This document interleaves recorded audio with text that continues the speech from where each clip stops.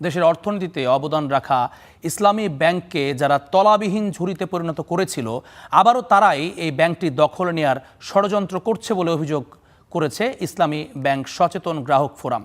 এর প্রতিবাদে মতিঝিলের প্রধান কার্যালয়ের সামনে মানববন্ধন করেছেন তারা।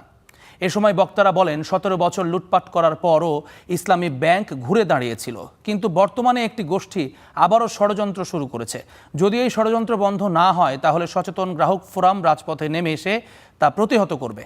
এ সময় ব্যাংক থেকে সব আমানত তুলে নেয়ার হুমকিও দেন তারা।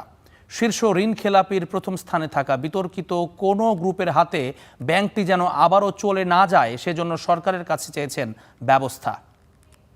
আমরা ইসলামী ব্যাংকের প্রধান কার্যালয়ের সামনে সমবেত হয়ে ব্যাংক কর্তৃপক্ষ এবং বাংলাদেশ কর্তৃপক্ষকে জানাতে চাই, এই ইসলামী ব্যাংকের সাথে বাংলাদেশের অন্য কোনো ব্যাংকের সাথে তুলনা চলে না। বাংলাদেশের অর্থনীতির স্বার্থে আজকের আমাদেরকে ঐক্যবদ্ধ হয়ে এই ব্যাংক বাঁচানোর জন্য আমাদেরকে একত্রিত হয়ে ভূমিকা পালন করতে হবে।